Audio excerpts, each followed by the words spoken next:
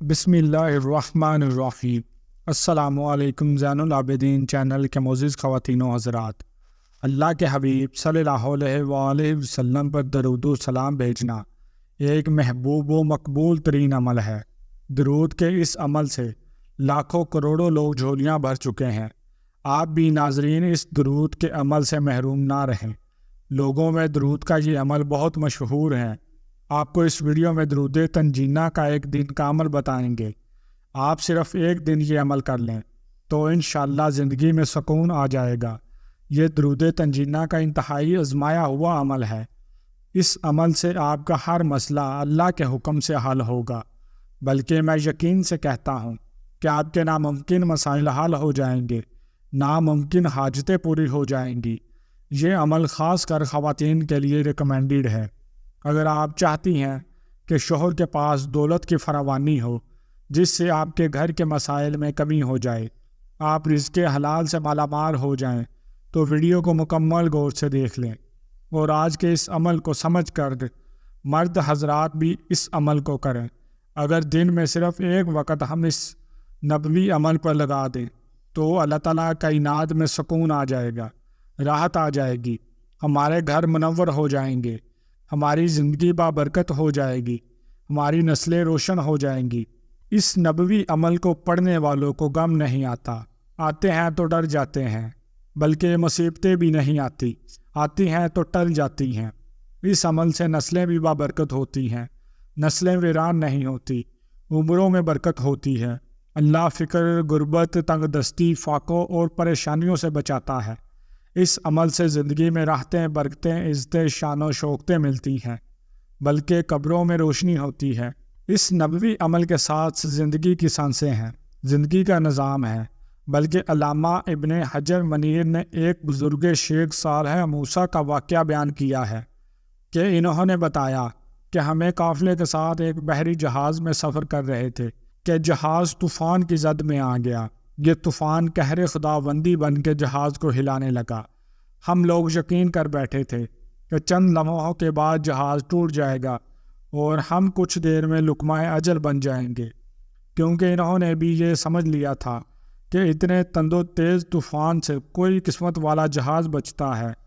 شیخ صاحب فرماتے ہیں کہ عالم افراتفری میں مجھ پہ نیند کا غلبہ ہو گیا۔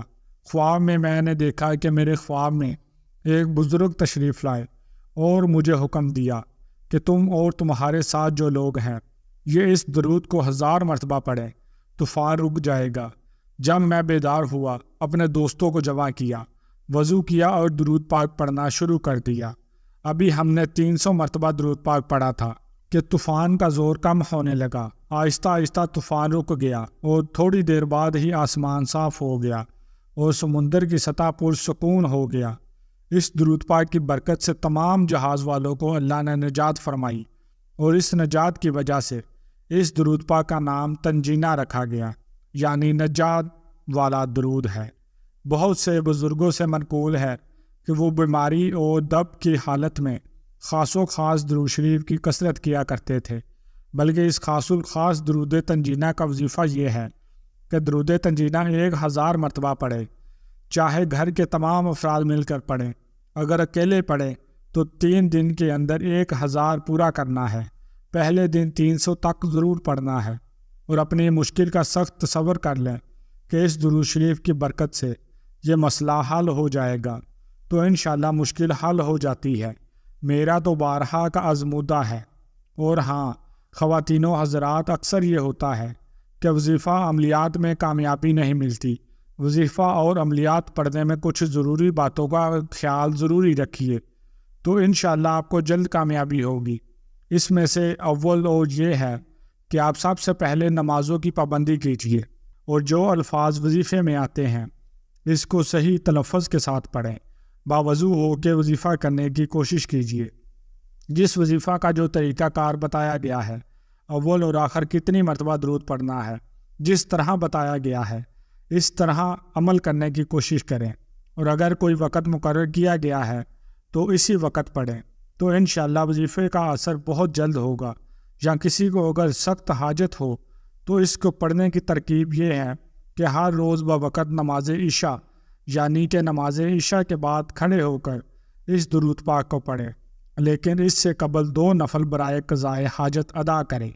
اگر حاجت دینی ہو تو وہ قبلہ رخ کرے، اور اگر حاجت دنیاوی ہو تو مثال کے طور پر حصول دولت، حصول ملازمت، ادائیگی قرض ہو تو جنوب کی طرف منہ کر کے کھڑا ہو جائے، اور اگر دشمن کو مغلوب کرنا ہو یا مقدمے سے وہ رات و مقصود ہو، یا پھر کسی روٹھے کو اپنی طرف مائل کرنا ہو اور اپنی محبت میں دیوانہ کرنا ہو، تو شمال کی جانب منہ کر کے کھڑا ہو، اور پہلے دن 10 بار، دوسرے دن 20 بار، تیسرے دن 30 بار، الغرض جب تک حاجت پوری نہ ہو روز 10 بار بڑھاتا جائے، اور اللہ پر کامل یقین رکھے اور ناکامی کا خیال بھی ذہن میں نہ آنے پائے۔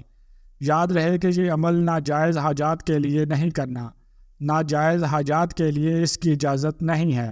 مثلا میاں بیوی کے درمیان ناجائز استعمال پر اگر یہ وظیفہ کرے گا تو اس کا خود ذمہ دار ہوگا۔ اس وظیفے کا طریقہ کار آپ کو بتا دیا ہے، آپ نے اسی طریقہ پر اس وظیفے کو کرنا ہے۔